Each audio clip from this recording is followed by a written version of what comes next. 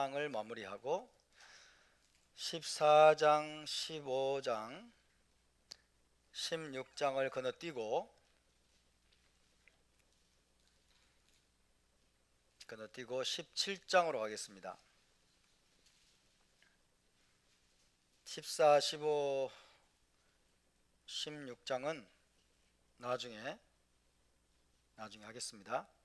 17장, 18장을 먼저 13장에 이어서 하겠습니다. 자, 17장 1절부터 5절까지 17장 1절부터 5절까지 다 같이 한 목소리로 말씀을 받습니다. 시작. 또 일곱 대접을 가진 일곱 천사 중 하나가 와서 내게 말하여 이르되 이리로 오라. 많은 무리에 앉은 큰 음녀가 받을 심판을 내게 보이리라. 땅의 임금들도 그와 더불어 음행하였고 땅에 사는 자들도 그 음행의 포도주에 취하였다 하고 곧 성령으로 나를 데리고 광야로 가니라. 내가 보니 여자가 붉은 빛 짐승을 탔는데 그 짐승의 몸에 하나님을 모독하는 이름들이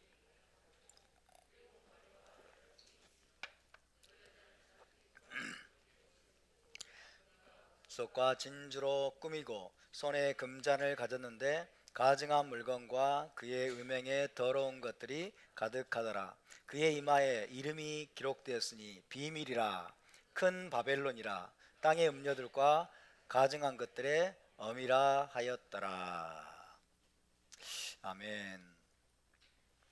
자, 이번 주 토라 포션은 창세기 12번째 그리고 창세기 마지막 토라 포션이었습니다.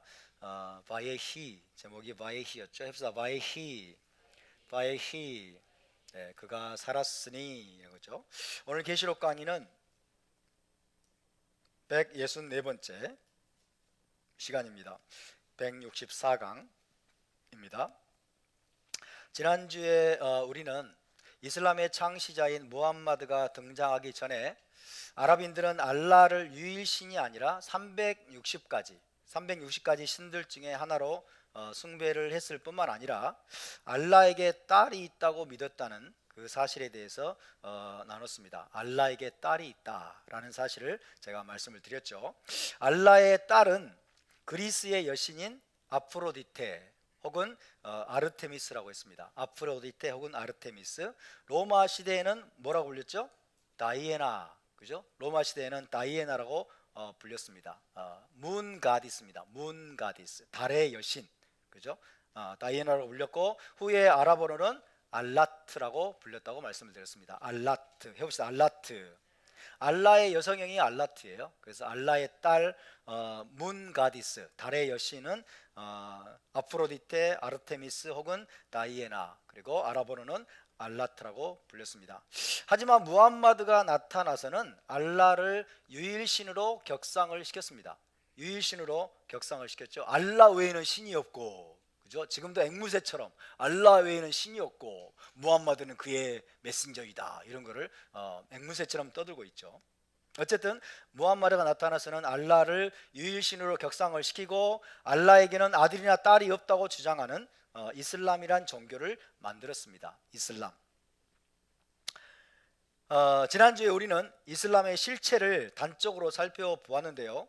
쉽게 말하면 이슬람은 달신, 문가, 달신인 알라와 하늘에서 떨어진 별을 숭배하는 이교 집단입니다. 달과 별, 그죠? 달과 별을 숭배하는 이교 집단이죠. 그래서 이슬람의 상징적인 마크가 초승달과 별이죠. 초승달과 별. 이게 이슬람의 실체를 그대로 보여주는 겁니다.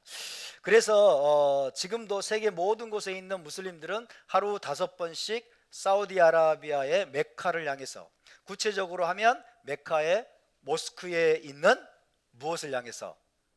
카바와 블랙스톤, 그죠? 카바와 블랙스톤을 향해서 엎드려 절을 하고 기도를 드리는 겁니다. 카바와 블랙스톤을 향해서 전 세계 모든 곳에서 거기를 향해서 엎드려서 하루에 5번씩 절을 하고 기도한다. 달에게 그리고 별에게, 그죠? 달과 별에게 절을 하면서 기도를 하고 있는 모습인 것입니다. 카바는 알라의 집이라고 했죠. 알라의 집 혹은 알라를 상징하고, 블랙스톤은 하늘에서 떨어진 별을 의미합니다. 그래서 카바와 블랙스톤은 모든 무슬림들의 관심과 숭배에 초점이 되어 있습니다. 카바와 블랙스톤. 성경적인 신앙의 관점에서 보면 카바와 블랙스톤이야말로 멸망에 가증한 것이죠. 멸망에 가증한 것. 멸망에 가증한 것. 혹은 뭐라고 그랬어요? 파멸을 초래하는 가증한 물건. 파멸을 초래하는 가증한 물건. 한마디로 말하면 우상입니다. 우상. 성경적인 히브리 신앙의 관점에서 보면 이 카바와 블랙스톤은 바로 멸망에 가증한 것, 우상이라고 할 수 있습니다. 카바와 블랙스톤은 지금 알라와 이슬람 신앙의 상징물이에요.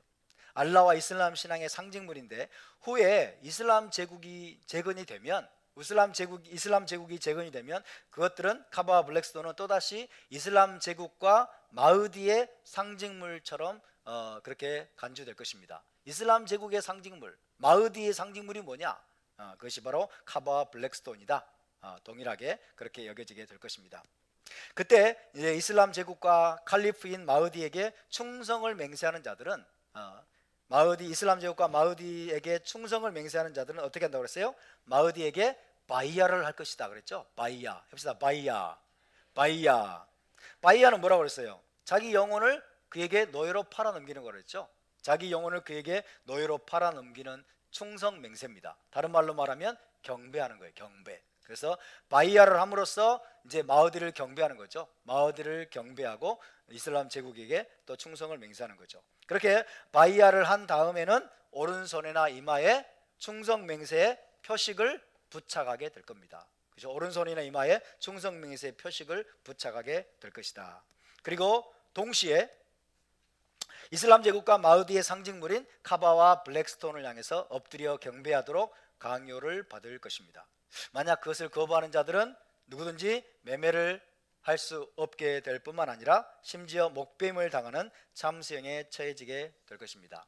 지금 백신을 접종받지 않는 사람들은 식당에도 못 가고 카페에도 못 가고 그러죠. 매매를 금지당한 것 같은 그런 상황을 우리가 맞이하고 있습니다. 그러나 매매를 금지당한 건 아니에요. 백화점 갈 수 있고 슈퍼마켓 갈 수 있고 저 한살림도 갈 수 있고 그죠? 그 다음에 전철도 탈 수 있고 이렇기 때문에 매매를 금지당한 것은 아닙니다. 그러나 장차 나타날 짐승의 표 예행 연습 같아요. 지금 이 백신은 짐승의 표가 아닙니다. 분명히 여러분 아시기 바랍니다. 왜? 짐승이 아직 등장하지 않았어요. 이슬람 제국이 등장하지도 않았어요. 그죠? 짐승이 아직 등장하지 않았고 그 다음에 적그리스도 여러분 마흐디가 등장하지 않았습니다. 그렇기 때문에 이 백신, 코로나 백신은 절대로 짐승의 표가 아닙니다. 그러나 마치 짐승의 표가 나타나기라도 한 것처럼 지금 상당 부분 우리가 매매를 이제 하지 못하는 그런 상황까지 지금 오게 됐죠. 그래서 짐승의 표의 예행 연습이다. 그런 생각이 듭니다. 근데 이제 이슬람 제국과 그 다음에 마흐디에 대해서 모르는 사람들은 어때요? 이게 마치 짐승의 표인 것처럼 호들갑을 떨 수도 있겠죠. 그러나 호들갑 떨 일이 아닙니다. 우리는 히브리 관점으로 계시록을 우리가 배워가고 있고 토라를 알아가고 있기 때문에 이것이 마치 짐승의 표인 것처럼 호들갑을 떨 필요는 없지만은 그래도 이제 정말 앞으로 진짜 짐승의 표가 나타나면 어떤 일이 벌어질 것인가, 그것을 위해서 우리를 지금 하나님이 훈련시키는 과정이라고 믿습니다. 아멘. 여기에도 우리가 여러분 잘 대처하지 못하고 여기에도 굴복을 해버린다면 진짜가 나타나면 어떻게 하시겠어요? 진짜가 나타나면 전부 다 그냥 다 배도하겠죠. 그렇게 되면 여러분 이 시간을 우리가 승리로 여러분 장식할 수 있게 되기를 바랍니다.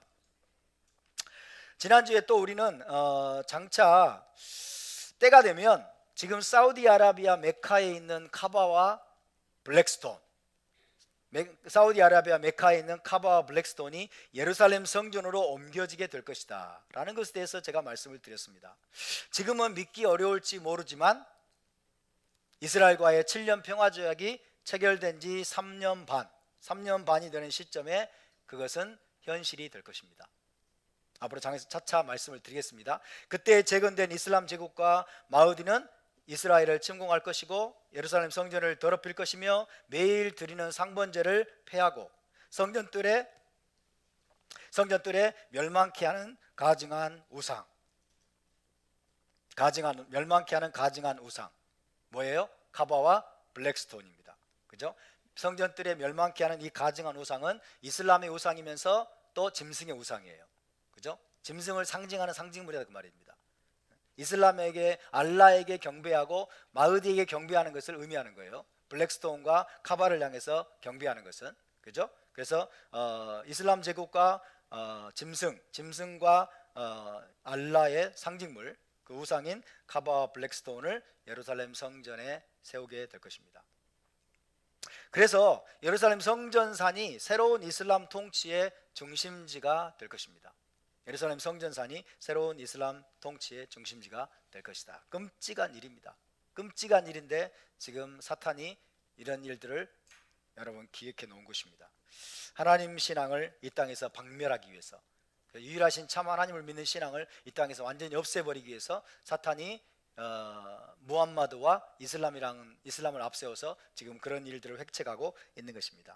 오늘부터는 그와 같은 사실에 대해서 하나씩 좀 더 자세히 살펴보도록 하겠습니다. 자, 우리가 조금 전에 계시록 17장을 함께 봉독을 했습니다. 17장 1절부터 5절까지를 봉독을 했는데요. 14, 15, 16장은 다음에 다루겠습니다. 17장, 18장을 이제 다룬 다음에 그 후에 14장부터 16장까지를 또 하도록 하겠습니다. 자, 계시록 17장, 18장 중요한 내용이죠. 계시록 17장, 18장.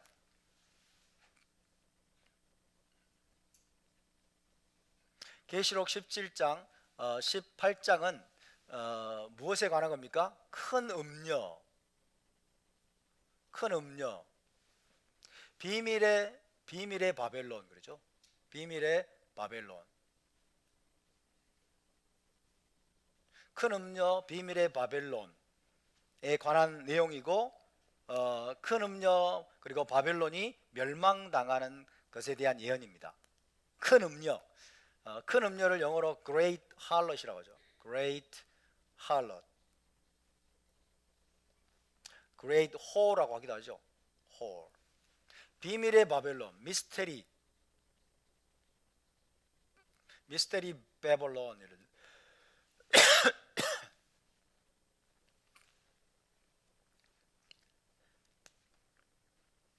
계시록 17장, 18장은 큰 음녀 비밀의 바벨론이 최종적으로 멸망할 것에 대한 예언의 말씀입니다.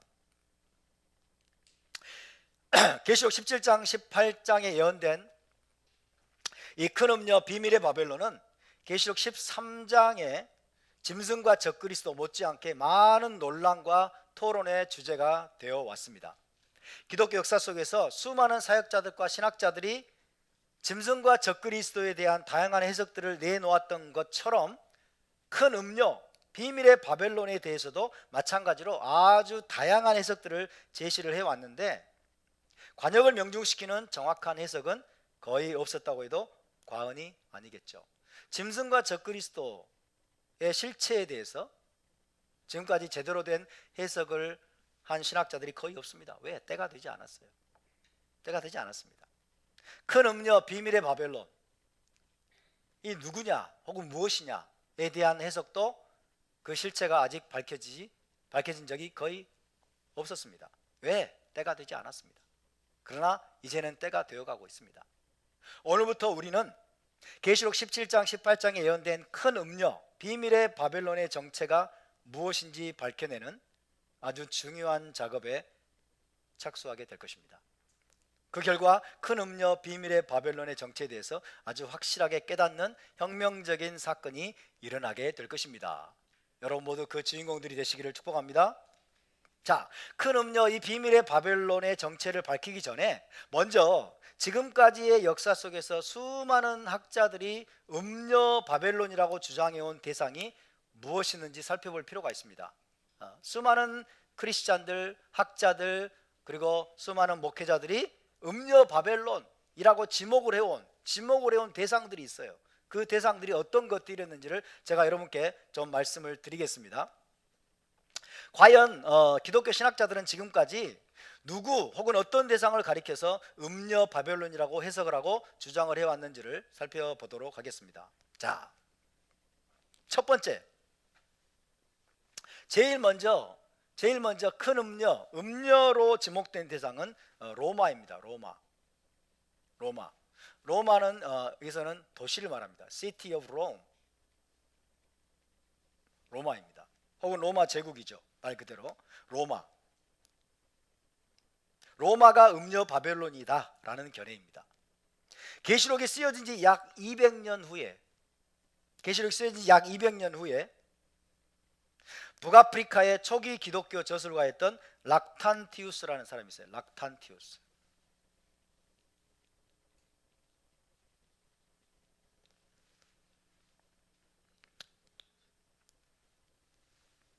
북아프리카의 초기 기독교 저술가였던 락탄티우스는 큰 음료가 당시에 여전히 이교 신앙의 지배를 받고 있던 로마라고 믿었습니다.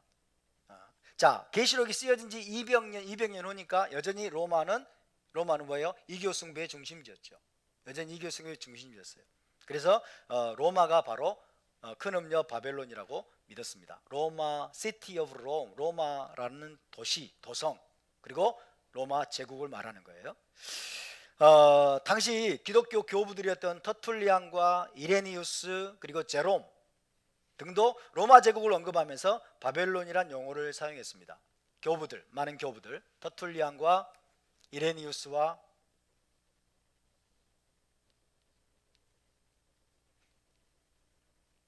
그리고 제롬,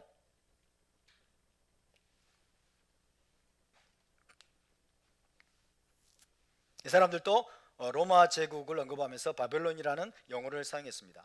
하지만 AD 313년에 어떤 일이 일어납니까? AD 313년에 로마가 기독교를 국교로 공인하죠. 그죠? AD 313년 이후 로마가 기독교화되면서 로마를 바벨론으로 보는 견해가 점차 힘을 잃어가게 되었습니다. 그래서 6세기경 가이사랴의 안드레라는 사람, 가이사랴의 안드레는 락탄티우스의 견해에 의구심을 표명을 하면서 옛 로마는 오래전의 지배력을 상실했고 우리는 로마가 고대의 지위를 회복하지 못할 것이라고 생각한다 라고 말을 했어요. 그러면서 그는 비밀의 바벨론이 그 당시에 특정한 도시라기보다는 마지막 때에 일어나서 세상의 대부분을 지배할 도시를 의미한다라고 주장을 했습니다. 이게 6세기경에 이제 주장되었던 내용이고요. 두 번째는 이슬람이 음료 바벨론이다 라고 하는 견해가 이미 과거에 있었어요. 이슬람. 자, 그로부터 1000년 후에 이슬람이 일어나서 세상의 대부분을 지배하게 되었어요. 그죠? 중동 지방, 아프리카, 그죠? 유럽의 일부까지 이슬람이 일어나서 세상의 대부분을 지배하게 된 후에 많은 크리스찬들은 이슬람이 큰 음료 비밀의 바벨론일지 모른다고 의심하기 시작했어요. 대표적인 사람이 프란시스코 수도회의 수도사였던 니콜라스 루라라는 사람입니다. 대표적인 사람이 니콜라스입니다. 니콜라스 루라.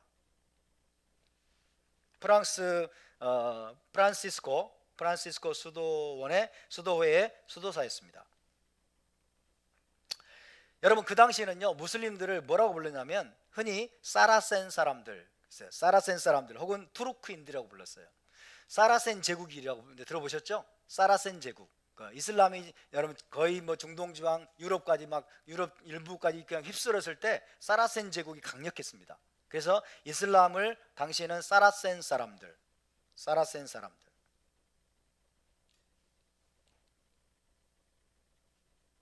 혹은 투르크인들 이렇게 불렀어요.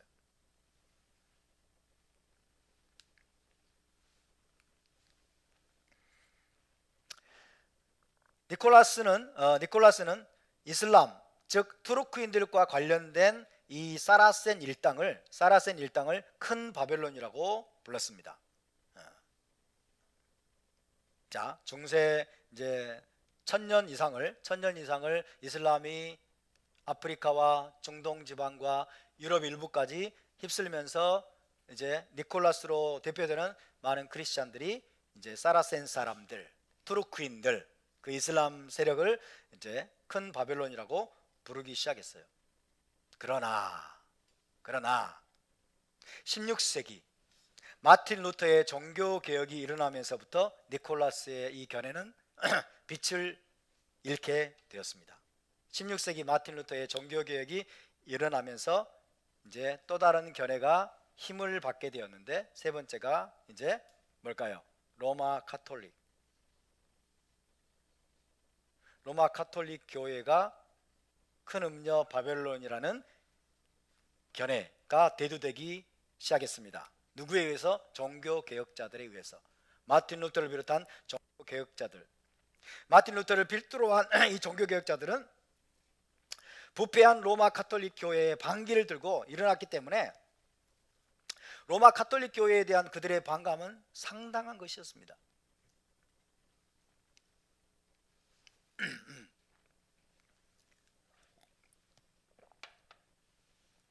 앞서 락탄티우스는 로마라는 도시를 큰 음녀 바벨론으로 보았어요. 첫 번째로 로마라는 도시, 락탄티우스는 로마라는 도시를 큰 음료로 보았지만은 종교 개혁자들은 그것을 살짝 수정해서 로마가 아니라 로마 카톨릭 교회, 차이를 아시겠죠? 기독교화 되기 전에 로마, 그죠? 처음에는 기독교화 되기 전에 이교 신앙의 중심지였던 로마가 큰 바벨론이다 그랬는데, 종교 개혁자들은 로마라는 도시라기보다는 로마 카톨릭 교회, 교황이 지배하는, 그죠? 로마 카톨릭 교회를 큰 음녀 바벨론이라고 주장을 했습니다. 그래서 1522년에 마틴 루터의 절친이 있었어요. 마틴 루터의 절친 루카스 크라낙이라는 사람이 있습니다. 자, 마틴 루터가 대표적이고, 루카스 크라낙이라는 이 사람이 뭘 만들었냐면, 교황을 7머리 달린 짐승을 탄 큰 음료, 교황을 7머리 달린 짐승을 탄 큰 음료로 묘사한 목판을 제작을 했어요. 계시록 17장에 보면 어때요? 짐승이 뭘 타고 있어요? 아니, 음료가 짐승을 7머리 달린 짐승을 타고 있죠. 그게 바로 교황이라는 거죠. 교황이 7머리 달린 큰 짐승을 타고 있는 음료로 묘사한 목판을 제작을 했습니다. 그리고 이것이 여러분 엄청난 영향을 끼쳤어요. 그때로부터 로마 카톨릭이 큰 음료라는 이 새로운 견해가 개신교들 사이에서 거의 보편적으로 받아들여지게 되었습니다. 로마 카톨릭이 큰 음료다라는 주장이 언제부터 시작되었느냐? 종교 개혁자들로부터 시작이 되었다. 그죠? 루카스 크라낙이 목판을 제작한 이후로부터 여러분 그것이 거의 모든 개신교인들에게 퍼져가지고 거의 모든 개신교도들이 로마 교황 그리고 로마 카톨릭이 큰 음녀 바벨론이라는 그 견해를 보편적으로 받아들이게 되었다. 그래서 저명한 종교개혁 학자이자 번역가였던 윌리엄 틴데일이 있습니다. 틴데일 성경도 있는데, 윌리엄 틴데일은 로마 교황을 바벨론의 음녀, 로마의 적그리스도라고 선포했어요. 윌리엄 틴데일, 유명한 사람입니다.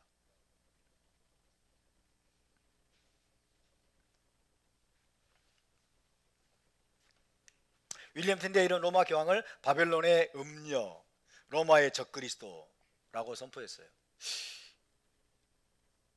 아무 말이나 막 지른 것 같아. 한 사람이, 한 대상이 음녀이면서 적그리스도일 수 있나요? 음녀하고 적그리스도는 다른 존재죠. 근데 이렇게 말한 거예요. 로마 교황이 음녀이면서 적그리스도. 그러니까 지금도요, 여러분, 지금도 어떤 사람은 로마 교황을 음녀라고 그래요. 로마 교황을 또 적그리스도라고 그래요. 근데 여러분, 한 인물이 음녀이고 적그리스도일 수 있습니까? 없어요. 근데 뭐 증명할 수 없으니까 막 아무 말을 한 거죠. 그죠? 로마 교황을 바벨론의 음녀, 로마의 적그리스도라고 선포를 했습니다. 그로부터 약 500년 동안, 그죠? 1517년에 종교개혁이 시작됐죠? 그로부터 약 500년 동안 개신교는 거의 대부분 로마 가톨릭을 큰 음녀 바벨론으로 해석하는 견해를 고수해 왔다고 해도 과언이 아닙니다. 개신교 안에 이것이 여러분 굉장히 넓게 퍼져 있어요. 여러분도 한번 크리스찬들 만나보세요. 뭐가 적그리스도고 짐승이고 음녀라고 생각하느냐? 로마 가톨릭이겠지 이러죠. 그죠? 그때부터 시작된 거예요. 거의 500년 이상을 지금 이런 견해가 지배를 해왔다고 할 수가 있겠습니다. 심지어 알렉산더 히슬롭이라는 목사가 있습니다. 알렉산더 히슬롭. 이 사람 이름은 좀 알아둘 필요가 있어요.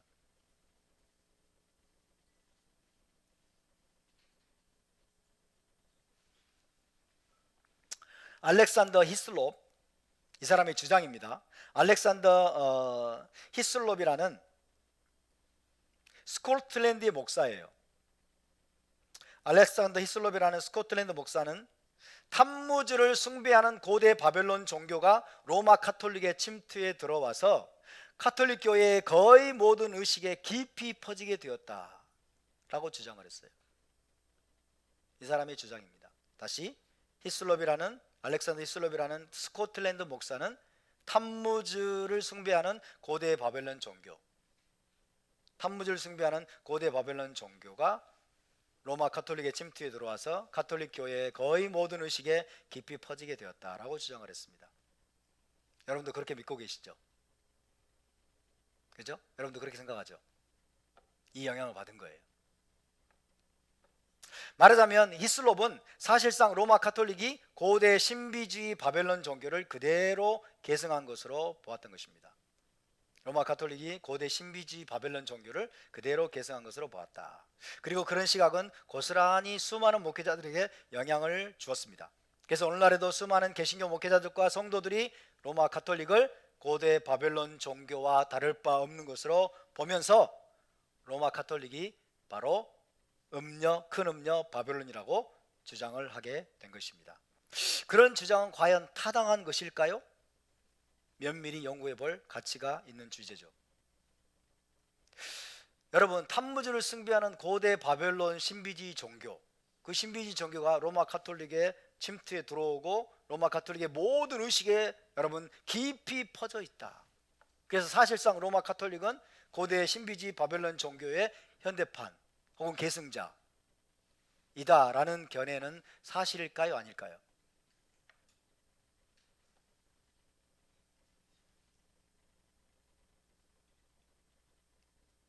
괜히 물어봤네.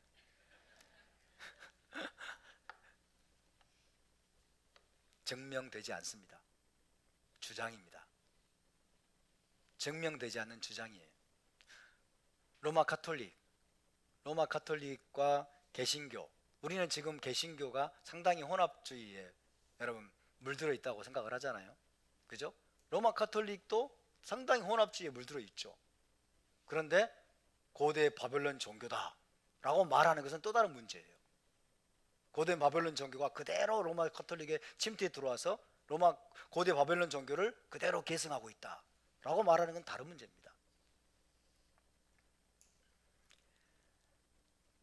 자, 일요일에 예배하는 모든 개신교 집단과 더불어서 로마 가톨릭을 음녀라고 주장하는 또 다른 저명한 인물이 있어요. 로마 가톨릭을 음녀라고 주장하는 또 다른 저명한 인물 누구냐면 바로 제7일 안식교의 창시자가 누구일까요? 엘렌 G. 화이트 여사입니다. 엘렌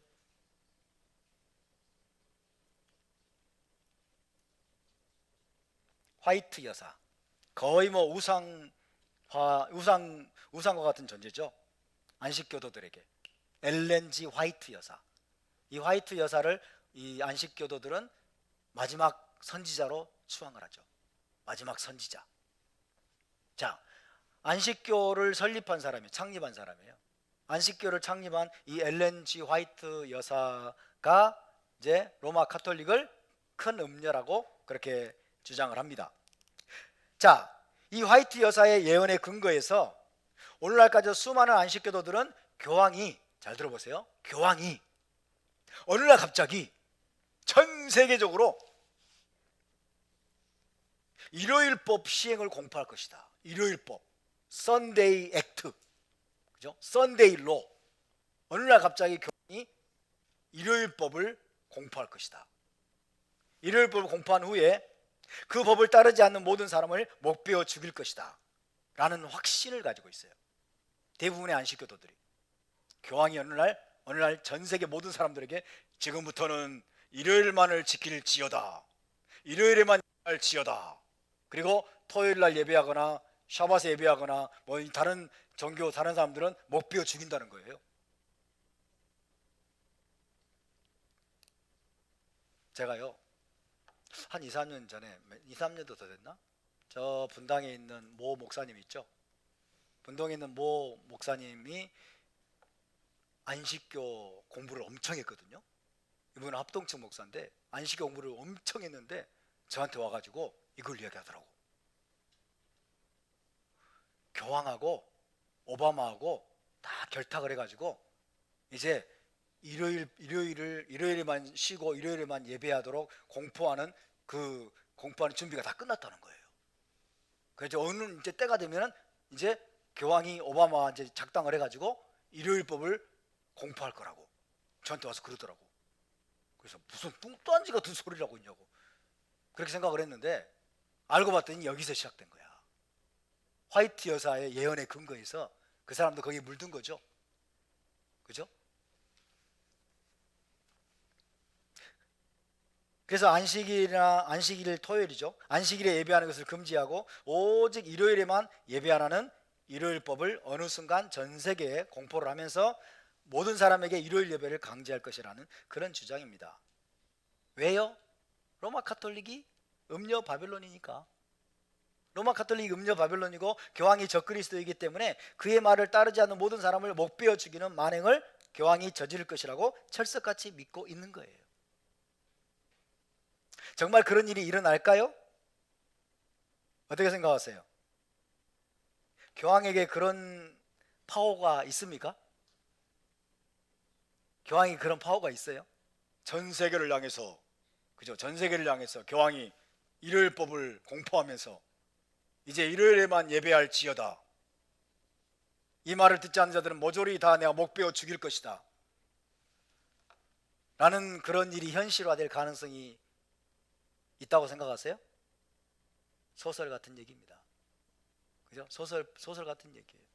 택도 없는 이야기를 철석같이 믿고 있는 게 안식교도들이에요. 오늘날에는요 로마 카톨릭이 큰 음녀 비밀의 바벨론일 것이라는 주장이 개신교 안에서 상당히 힘을 잃은 것도 사실이에요. 상당히 힘을 잃었어요. 딱 보니까 아닌 것 같거든. 그죠? 힘을 잃은 것도 사실이지만 그럼에도 불구하고 여전히 로마 카톨릭을 큰 음녀 바벨론으로 보는 견해가 광범위하게 퍼져 있는 것도 또 현실이에요. 그죠? 현실적으로 볼 때는 로마 카톨릭이 교황이 적그리스도 같진 않아. 힘이 없어. 현실 권력이 없어. 그리고 교황과 카톨릭이 여러분 들고 일어나 가지고 모든 크리스천들을 다 목베어, 응? 저 로마 카톨릭으로 개종한 자들 다 목베어 죽일 것이다? 상상하기 힘들어요. 그죠? 그러니까 현실적으로 로마 카톨릭이 음녀 바벨론이다라는 주장이 서서히 사그라드는 것처럼 보이지만 그러나 또 여전히 로마 카톨릭이 음녀 바벨론이다. 로마 카톨릭은 고대 바벨론 종교를 그대로 계승하고 있는 집단이다 라고 생각하는 사람들이 상당히 많은 것도 사실이에요.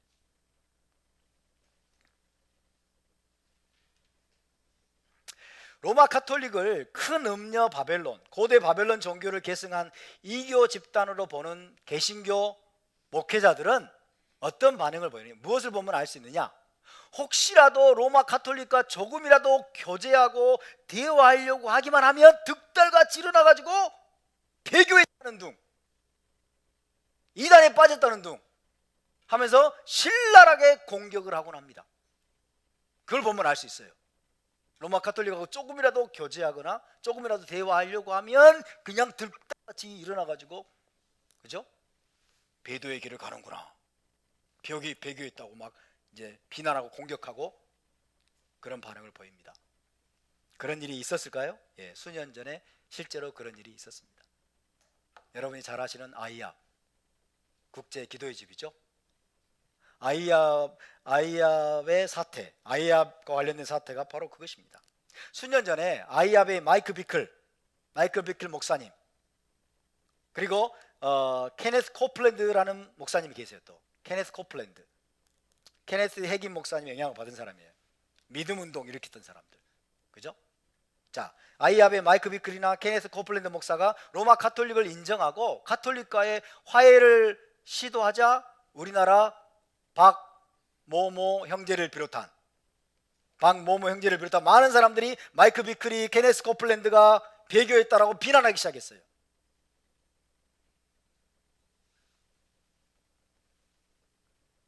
정말 그런 것일까요? 아이압이 배교한 것일까요? 케네스 코플랜드가 배교한 것일까요? 왜 그런 반응을 보인 것일까요? 이거는 그들에게서 이거는 진짜 심각한 문제예요. 로마 가톨릭하고 대화를 하고 로마 가톨릭하고 화해하고, 그죠? 로마 가톨릭하고 연합하고, 그런 낌새라도 보이면 이거는 배교야. 왜? 로마 가톨릭을 어떻게 바라보고 있다는 그들의 시각을 드러내 보여주는 거죠.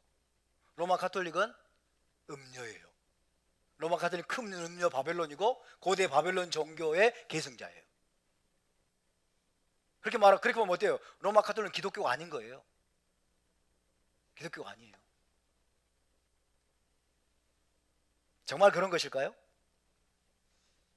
여러분, 로마 가톨릭은 분명히 개신교와 많은 면에서 큰 차이가 있는 것이 사실입니다. 하지만 그런 차이들은 서로를 존중하는 가운데 많은 대화와 토론을 통해서 극복될 수 있는 것이기도 합니다. 둘 사이에는 서로가 받아들이기 힘든 차이만 존재하는 것이 아니라 동시에 또 많은 공통점들을 가지고 있어요. 일요일에 예배하잖아요. 로마 가톨릭, 개신교 일요일에 예배하잖아요. 성찬식 하죠. 세례 주죠. 유일하신 참 하나님을 믿죠. 독생자 예수 그리스도 믿죠. 예수 그리스도의 속죄를 믿죠.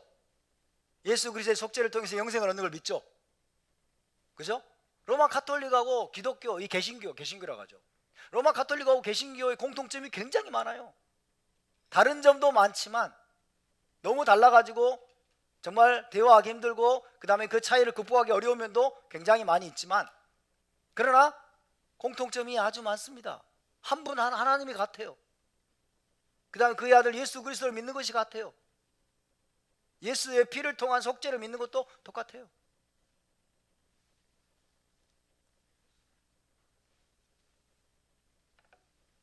그렇다면 개신교와 로마 가톨릭 간에는 분명 대화와 토론의 여지가 있지 않겠습니까? 더군다나 개신교는 로마 가톨릭에서 나오지 않았습니까? 로마 가톨릭에서 나왔어요.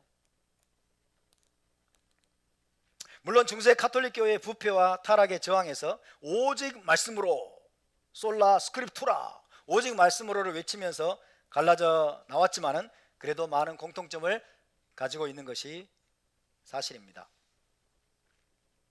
요지는 이거죠. 요지는 우리가 로마 가톨릭을 큰 음녀 바벨론으로 보고 고대 바벨론 종교를 계승한 이교 집단으로 보느냐, 아니면 많은 면에서 개신교와 다르고, 그리고 우리가 동의하기 힘든 그런 종교적인 관행들이 있고, 그 다음에 교리들이 있지만은 그럼에도 불구하고 동일한 하나님을 믿고 동일한 메시아를 믿는 형제로 보느냐가 핵심 이슈입니다.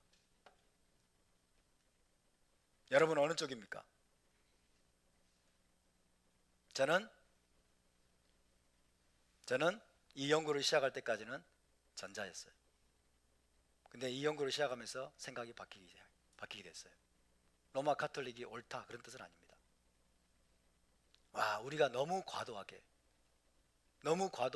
프레임을 짜고 로마 가톨릭을 기독교로 인정하지 않고, 기독교에 다양한 분파들이 있어요. 동방 정교회도 있고, 그죠? 다양한 분파들이 있고, 이집트에 가면 콥트교회도 있다잖아요. 콥트교회 가면 우리 받아들이기 힘들 거예요. 그리고 다양한 분파들, 기독교라는 큰 우산 아래에 있는 큰 다양한 분파들을 인정하지 않고 로마 가톨릭을 고대 바벨론 종교로 치부하고 있었던 거예요. 그러면서 다른 점을 다 거부하는 거죠. 이것이 우리의 정말 속 좁은 행태입니다. 정말 속 좁은 행태예요. 그 부분도 나중에 좀 더 자세히 기회가 되면 또 말씀을 드리겠습니다. 당연히 동의하기 힘든 부분이 많아요. 그리고 받아들이기 힘든 부분도 많습니다. 성상을 세워놓고, 그죠? 로마 교황을 거의 신처럼 추앙하고, 교황이 율법을 바꿀 수 있는 권한이 있다라고 말을 하고, 교황 무호서를 주장하고, 마리아를 숭배하고, 그런 것들은 당연히 받아들이기 힘들어요. 그럼에도 불구하고 우리는 한 분 하나님을 믿는다. 그리고 예수 그리스도를 믿는다. 성령을 믿는다. 십자가의 공로로 죄사함 받는 걸 믿는다. 십자가의 피로 영생을 얻는 것을 믿는다. 공통점이 아주 많습니다. 심지어 여러분, 로마 가톨릭에는요, 성령 사역하는 분들도 계세요. 성령의 능력으로 치유사역을 하는 사람들, 치유사역자들, 로마 가톨릭에 치유사역자들이 있어요. 이 사람들은요, 오순절 그 치유사역자들하고 거의 비슷해요. 그러니까 우리가 너무 경직된 아주 외골수의 어떤 프로파간다 같은 로마 가톨릭에 대한 잘못된 그런 견해들을 우리가 주입받아온 거예요. 여기까지 하겠습니다. 자, 다음으로 넘어가겠습니다. 넷째,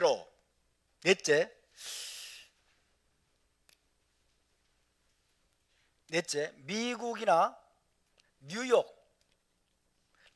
뉴욕을 바벨론, 음녀로 보는 견해입니다. 여러분 웃고 계시는데 웃을 일이 아니에요. 미국이나 뉴욕을 음녀 바벨론으로 보는 견해입니다. 이것은 보다 현대적인 견해인데요, 상당히 많은 현대 기독교인들이 이 견해를 추종하고 있어요. 그 이유는 오직 미국만이 계시록 18장의 마지막 바벨론이 될 만한 돈과 힘을 끌어모을 수 있기 때문이에요. 그렇게 보이기 때문입니다. 자, 계시록 18장 한번 볼까요? 18장 9절에서 19절 함께 읽어보겠습니다. 계시록 18장 9절에 19절을 읽어보면 영락없이 미국인 것처럼 보입니다. 영락없이 미국인처럼 보여요. 9절부터 19절까지 계시록 18장 9절에 19절 한 절씩 교독을 해보겠습니다. 자, 이제 바벨론 멸망인데요, 9절을 제가 읽습니다. 그와 함께 음행하고 사치하던 땅의 왕들이 그가 불타는 연기를 보고 위하여 울고 가슴을 치며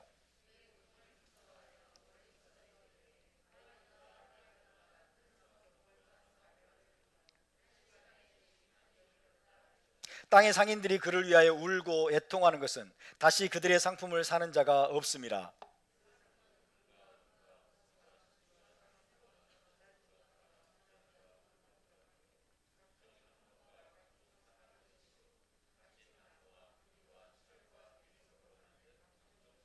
계피와 향료와 향과 향유와 유향과 포도주와 감람류와 고운 밀가루와 밀이요 소와 양과 말과 수레와 종들과 사람의 영혼들이라.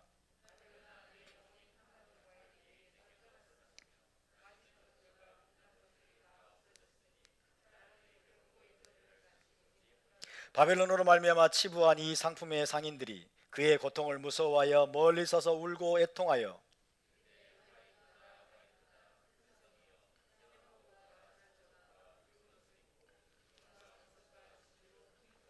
그러한 부가 한 시간에 망하였도다. 모든 선장과 각처를 다니는 성객들과 선원들과 바다에서 일하는 자들이 멀리 서서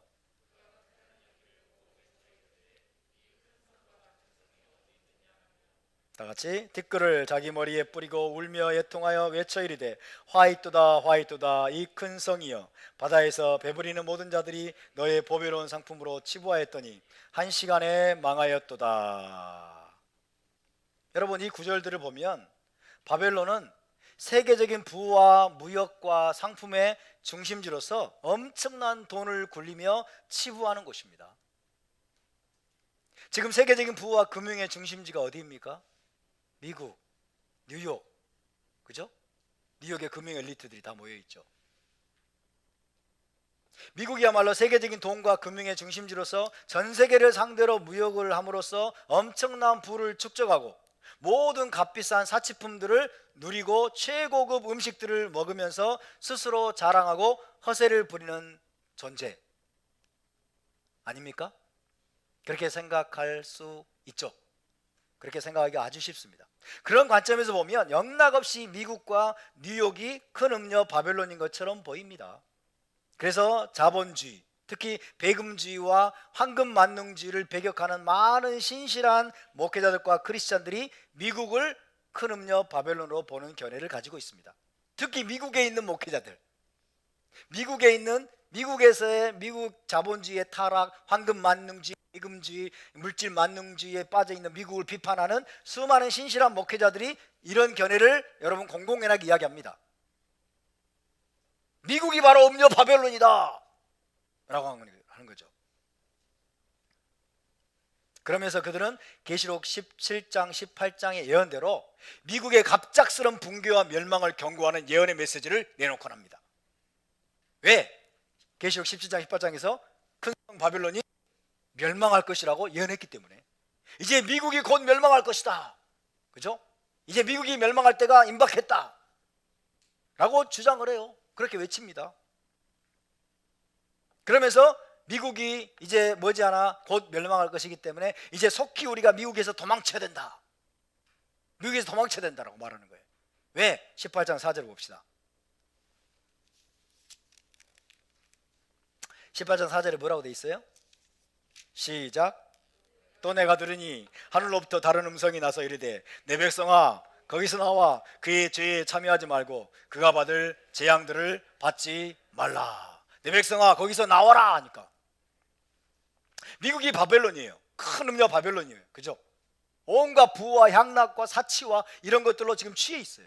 근데 어느 순간에 하나님의 심판으로 바벨론이 멸망할 것이기 때문에, 미국이 멸망할 것이기 때문에 하나님은 바벨론에서 나오라고 그랬죠.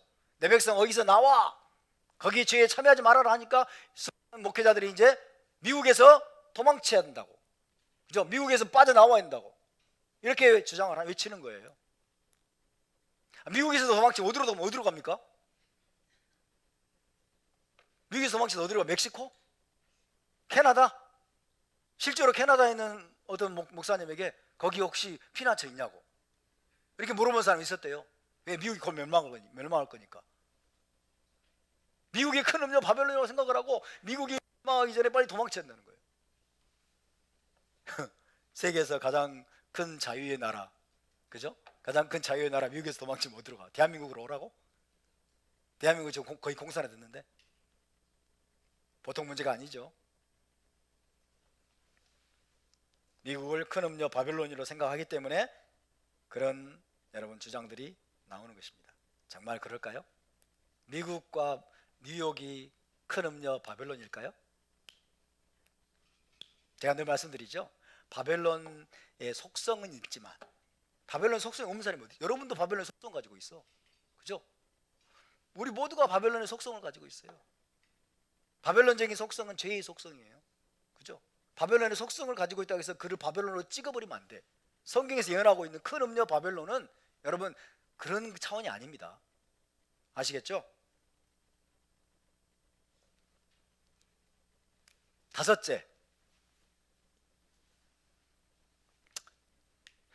다섯째로는 현대의 배교한 예루살렘.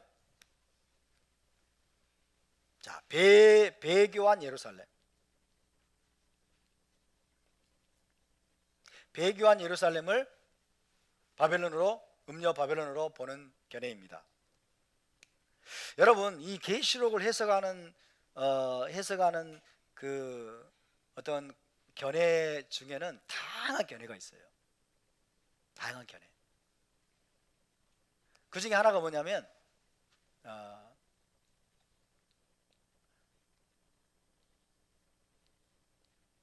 프리터리스트라고 그래요. 프리터리스트.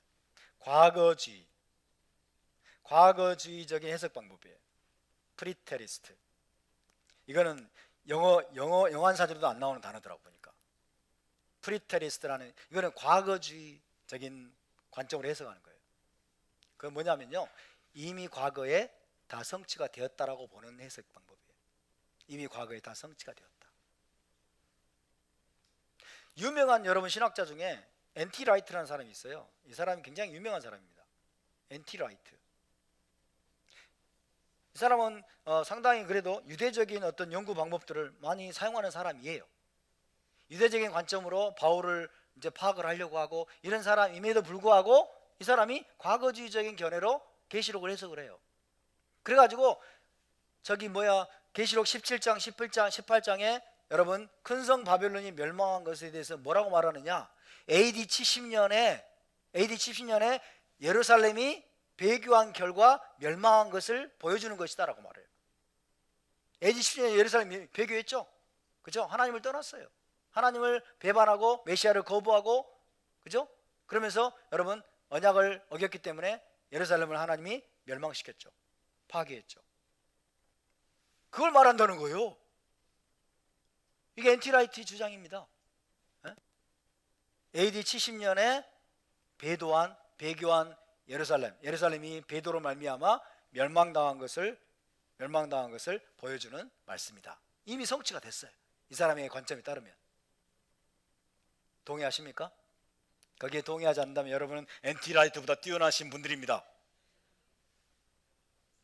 그런가 하면 또 다른 사람은 마지막 때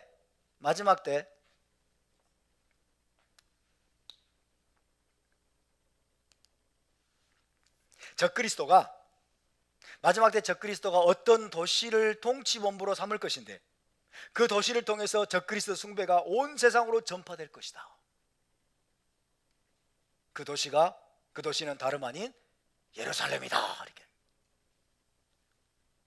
다시 마지막 때 적그리스도가 어떤 도시를 통치본부로 삼을 것인데 그 도시를 통해서 적그리스도 숭배가 온 세상으로 전파될 것이다. 그 도시가 바로 예루살렘이다.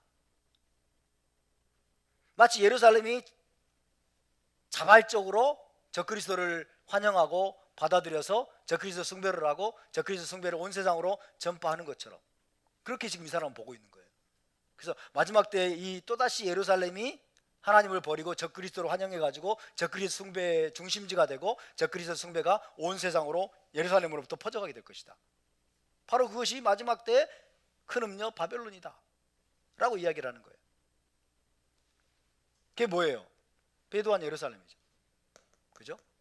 이 엔티라이트의 주장은 AD 70년에 이미 이루어졌고 또 다른 학자의 주장은 마지막에 또다시 예루살렘이 하나님을 배반하고 적그리스도를 받아들이고, 그죠? 적그리스도 숭배의 중심지가 되고, 그리고 그 예루살렘으로부터 적그리스도 숭배가 온 세상으로 퍼져가게 된다. 바로 그 예루살렘을 하나님이 심판하는 것이 바로 큰 음녀 바벨론에 대한 심판이다. 그럴싸하죠. 굉장히 그럴싸합니다. 그래서 여러분이 저의 메시지를 제대로 듣지 않으면 다 넘어가요. 다 그럴싸하니까 다 넘어가게 돼 있어요. 반박하기가 굉장히 어려워요, 여러분.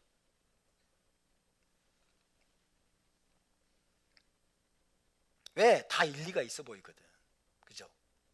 일리가 있어 보이는 것을 조심하시기 바랍니다. 일리가 있어 보이지만 진리는 아니거든. 그죠? 여섯 번째는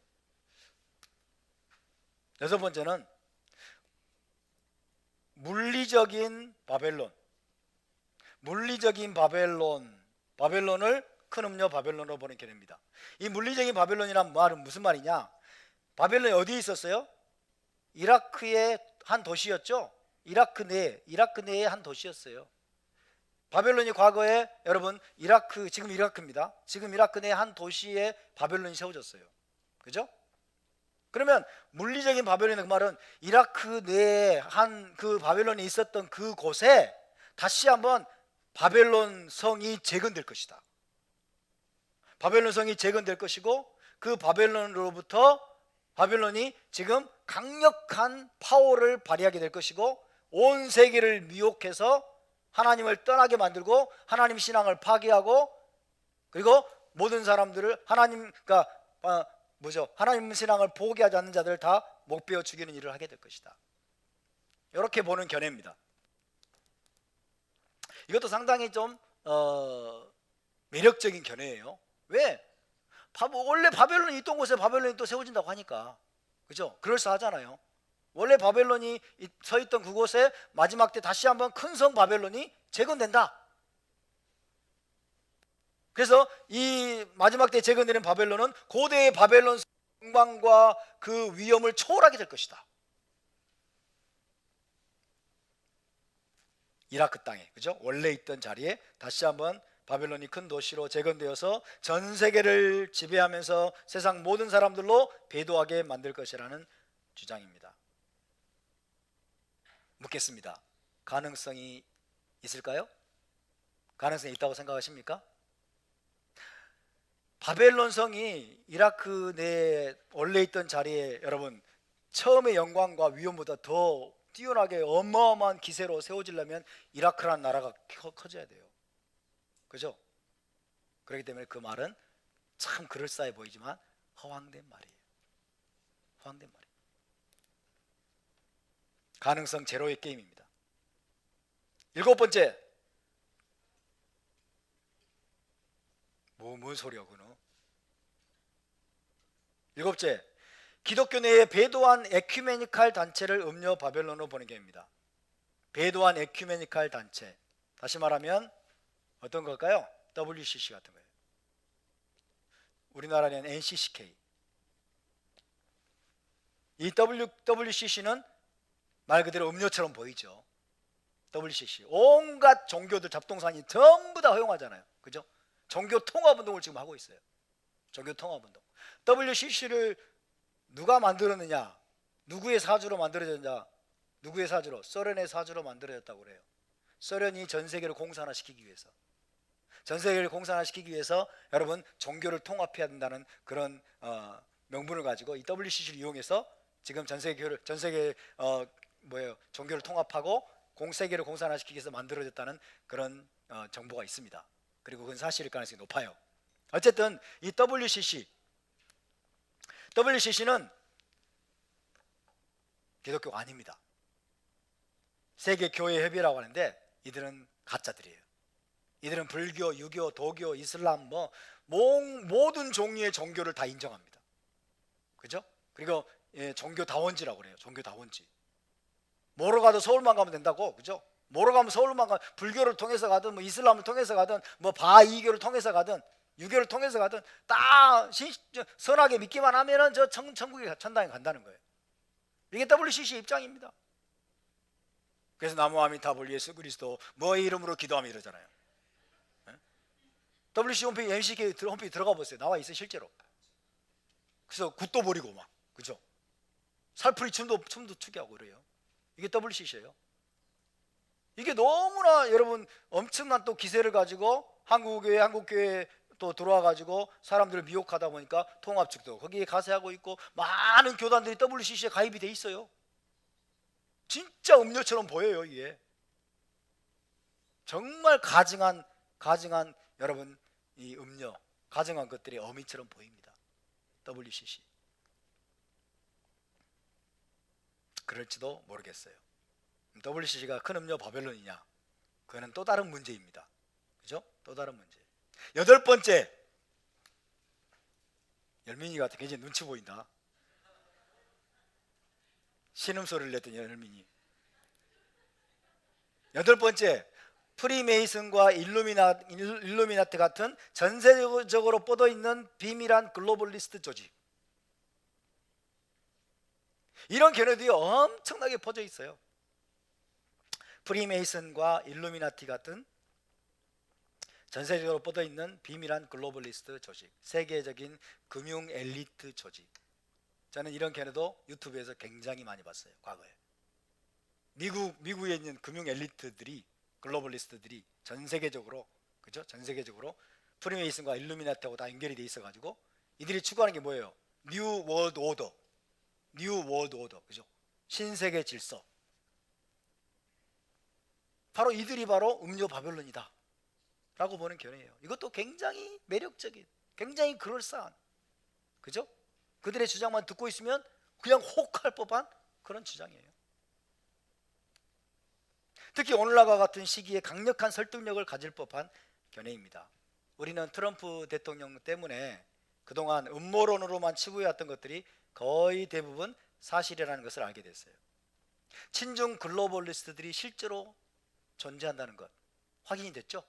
친중 글로벌리스트들 엄청난 규모로 지금 미국에 존재하고 있고 유럽에도 존재하고 있고 친중 글로벌리스트들이 실제로 존재하고 워싱턴 기득권자들과 딥스테이트 엘리트들이 세상을 자기들 마음대로 쥐고 흔들기 위해서 뒤에서 각종 음모를 꾸미고 있다는 사실에 대해서도 눈을 뜨게 됐어요.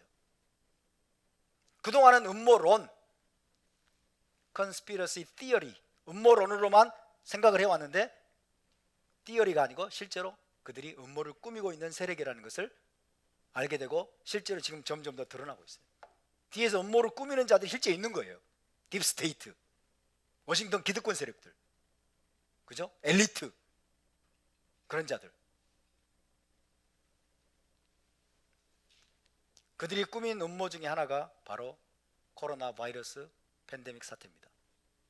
코로나 바이러스 팬데믹 사태이고 또 백신 강제 접종 아젠다예요. 백신 강제 접종 아젠다.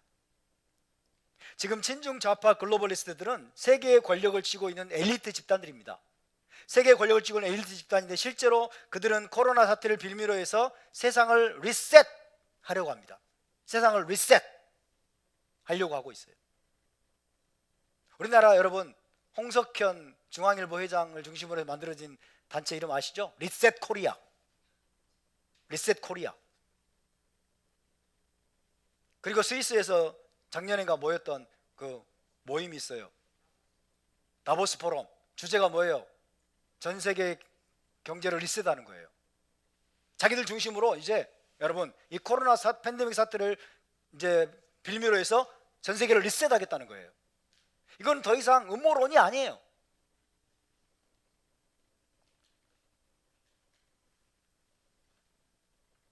그동안 자유롭게 작동하던 자유시장 경제를 무너뜨리고 자기들이 통제할 수 있는 시스템으로 만들고 절대 다수의 민중을 노예로 삼아서 그 위에 굴려고 지금 시도하고 있어요. 실제로. 그것이 아니면 이 강제 백신 접종 여러분 이 아젠다는 설명이 안 돼. 설명이 안 돼요. 수많은 말도 안 되는 짓거리들 설명이 안 돼요. 전혀 논리도 합리성도 결여된 그리고 예방 효과도 전혀 없는 것으로 지금 드러나고 있는 이 코로나 백신을 소아들과 청소년들에게까지 강제로 접종을 시키고 또 모든 시민들에게 강제 접종을 시도하고 있는 것 역시 거의 전 세계적인 현상입니다. 전 세계적인 현상이에요. 일부 깨어있는 사람들을 제외하고 독일, 이탈리아, 그리스, 미국, 캐나다 거의 전 세계적인 현상이에요. 지금 이게 강제 접종, 강제로 막 백신을 접종하려고. 백신의 위험성, 백신의 유해성, 이 백신은 절대로 검증되지 검증이 안 된 것이기 때문에 조심해야 된다라고 하는 여러분 일부 양심적인 의사들의 목소리는 전부 묵살당하고 있어요. 전부 묵살당하고 여러분 그들은 소리소문 없이 사라지고 때로는 살해되기도 합니다. 어떻게 이런 일이 있을 수 있어요?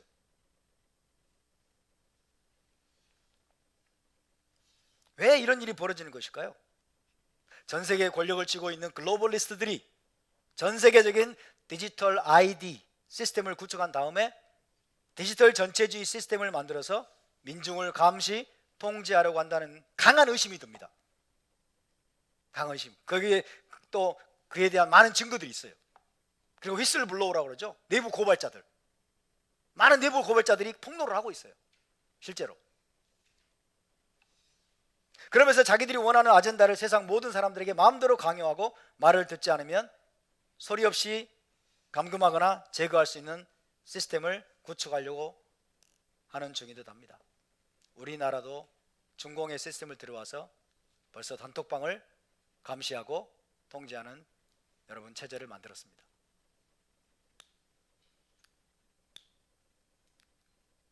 더 이상 우리는 세상을 나이브하게 바라볼 수 없게 됐어요. 세상에 권력을 쥔 집단을 우리가 나이브하게 국민을 위해서 일하겠지, 백신 좋은 거니까 맞으라고 하겠지, 아이 정부가 하라는 대로 하면 세상이 좋아지겠지, 더 이상 이렇게 바라볼 수 없게 됐어요. 전 세계적인 여러분 감시 통제 체제, 지구 노예화 프로젝트, 지구 노예화 프로젝트, 저는 과거에 그 이야기를 듣고 음모론이라고 생각을 했어요. 그래, 이런 자들이 소수 있긴 있겠지. 소수 있긴 있겠는데 이게 글로벌한 차원에서 이게 될까? 이건 음모론이지. 그렇게 여러분 생각을 했지만, 이제는 전 세계에 독버섯처럼 퍼져 있는 이 거대한 좌파 글로벌 엘리트 카르텔에 의해서 실제로 시도되고 있는 것이 분명해 보입니다. 실제로 지금 시도되고 있어요. 그러니까 정신을 바짝 차려야 됩니다, 여러분. 1968년 68혁명, 프랑스에서 일어난 68혁명에 의해서 금지하는 모든 것을 금지하라 하면서 마오이즘을, 여러분, 이들이 마오이즘을 열광하고 문화혁명을 열광하면서 이 68혁명의 여파가 미국으로 건너가고 전 세계로 건너가가지고 성의 개념을 해체시키고 기독교 세계관을 해체시키고 좌파 이데올로기 아젠다가 미국의 대학가를 점령하고 그들이 유엔으로 들어가고 그들이, 여러분, 미국 정가로 들어가고 전 세계로 퍼져갔어요. 독버섯처럼 퍼져 있어요. 지금 더 이상 음모론이 아니에요. 정말 무서운 세상이 왔습니다. 이미 왔어요. 그래서 우리가 지금 이렇게 고통을 당하고 있는 거예요.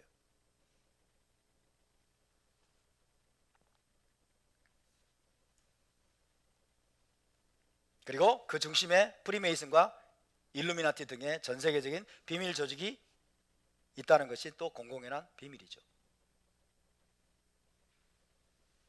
따라서 그들이야말로 큰 음녀 바벨론이라는 해석이 어느 정도 또 설득력이 있어 보입니다. 그쪽 사람들의 말만 들으면 또 그쪽으로 쫙 빠져들어가죠. 쫙 빠져들어가겠죠. 정말 그럴까요?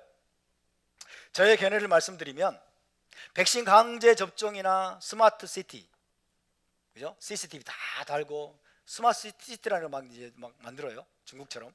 스마트 시티 등의 수단들을 통해서 전 세계적인 디지털 감시 통제 시스템을 만들려고 하는 이 좌파 엘리트 글로벌리스트들이 분명 들끓고 있습니다. 지금 엄청난 금권과 거짓 좌파 이념들로 그들의 아젠다를 밀어붙이고 있습니다. 하지만 그들의 시도는 끝내 성공하지 못할 것이라고 저는 믿습니다. 그들의 시도는 끝내 성공하지 못할 것이다. 물론 그들의 시도는 세계를 전례 없는 수준으로 타락시키고 공포스러운 모습으로 변질시켜 놓을 것입니다. 세계를 완전히 바꿔 놓을 거예요. 정말 전례 없는 수준으로 세상을 타락시킬 거예요. 하지만 끝내 그들이 전 세계 민중을 감시하고 노예처럼 지배하는 체제는 성공하지 못할 것이다. 저는 그렇게 생각합니다. 이 어마어마한 광풍, 전 세계, 여러분, 전 세계인들 노예화 프로젝트, 이것은 진짜 마지막에 진짜가 등장하도록 하기 위한 길을 예비하고 있는 것이라고 생각이 듭니다. 그 진짜가 뭐냐? 짐승이에요. 그 진짜가 짐승입니다. 짐승과 적그리스도. 그죠? 어쨌든 전 세계에 걸쳐 뻗어있는 그들의 영향력과 네트워크로 인해서 그들이 큰 음녀 바벨론으로 여겨질 수도 있지만 그것은 사실이 아닙니다. 프리메이슨, 일루미나티, 친중 글로벌리스트, 엘리트 세력들, 딥스테이트 세력들, 뉴 월드 오더를 만들려고 하는 여러분 세계 리셋주의자들, 그들은 정말 사악하지만, 그들은 정말 사악하고 그들은 정말 부패하고 타락한 집단이고, 그죠? 그런 자들이지만 그들이 큰 음녀 바벨론인 것은 아니다. 그들이 큰 음녀 바벨론인 것은 아닙니다. 큰 음녀 바벨론과 긴밀하게 이들이 협력하고 또 협조를 하겠죠. 그러나 그들이 큰 음녀 바벨론은 아닙니다. 그 이유를 다음 시간부터 하나씩 또 말씀을 드리도록 하겠습니다. 우리가 그래서 어느 일면만을 보고 성급하게 누구가 큰 음녀 바벨론이다, 어떠한 세력이 큰 음녀 바벨론이다, 그렇게 결론을 성급하게 내리면 치명적인 오류에 빠지게 되기가 쉽습니다. 왜요? 그들에게 해당되지 않는 많은 성경의 구절들이 있거든요. 그들에게 적용할 수 없는 많은 구절들이 있어요. 그걸 무시하면 안 되는 거예요. 이해되시죠? 자, 우리가 계시록 18장을 읽었지만은 계시록 18장에서 꼭 미국을 묘사하는 것 같잖아요. 그죠? 미국을 묘사하는 것 같은데 또 미국에게 해당되지 않는 많은 구절들이 또 있어요. 그렇기 때문에 함부로 우리가 미국을 큰 음녀 바벨론이다, 프리메이슨, 일루미나티, 금융 엘리트 세력들, 글로벌리스트들을 큰 음녀 바벨론이다 라고 함부로 해석하면 안 되는 거예요. 이해되십니까? 그러면 실제로 큰 음녀 비밀의 바벨론은 누구일까요? 이미 눈치채신 분도 계시겠지만 그것에 대해서는 다음 주부터 나누도록 하겠습니다. 재밌죠? 예, 여러분의 구미를 제가 조금씩 당기고 있습니다.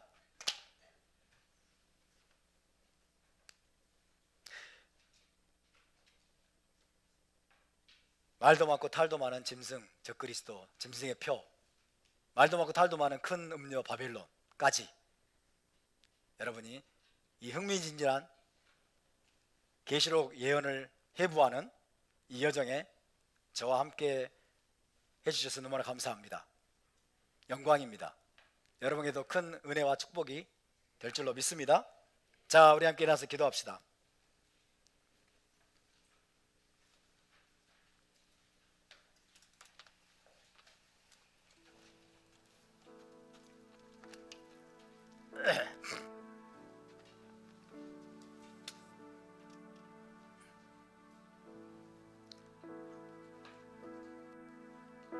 주님, 우리가 더욱더 깨어있기를 원합니다. 세상이 너무나 혼란스럽습니다. 정말 마지막 때가 빠른 속도로 다가오고 있는 것처럼 보입니다. 정신 차리지 않으면, 영적인 분별력을 우리가 주님 계속해서 개발하고 유지하지 않으면 우리가 거센 파도와 같은 저 물결에 휩쓸릴 수밖에 없고 미혹당할 수밖에 없고, 우리가 하나님을 통해서 받은 히브리적인 유산, 이 모든 것들을 타협하고 포기해버릴 수 있는 함정에도 빠지기가 쉽습니다. 거대한 배도의 물결, 세속화의 물결, 감시와 통제의 흐름 속에서 주님, 우리가 믿음으로 싸우지 못하고 굴복하고 넘어지고 좌절하기가 쉽습니다. 하나님, 우리를 강하게 하여 주시옵소서. 주님, 우리가 더욱더 깨어있기를 원하고 더욱더 우리가 주님과 함께 가까이 동행하기를 원하고 당신은 당신의 토라를 신실하게 준행하는 언약 백성의 자리를 굳건히 지켜낼 수 있도록 주님 도와주시옵소서. 우리 함께 같이 기도합시다. 거룩하신 주 하나님을 찬양합니다. 오 주님, 세상이 너무나 어지럽습니다. 주님, 하루하루가 참으로 아버지 견디기 힘든 것도 사실입니다.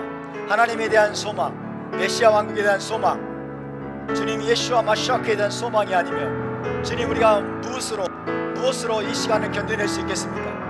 아버지, 온 세상을 감시하고 통제하고 하나님의 형상대로 지음받은 인간을 주님 지배하려고 하는 사악한 자들, 그 사악한 자들이 아버지가 들끓고 있습니다. 그들이 목소리를 높이고 있고 조금 더 점점 더 주님, 점점 더 아버지여 우리를 억압하려고 하고 있습니다.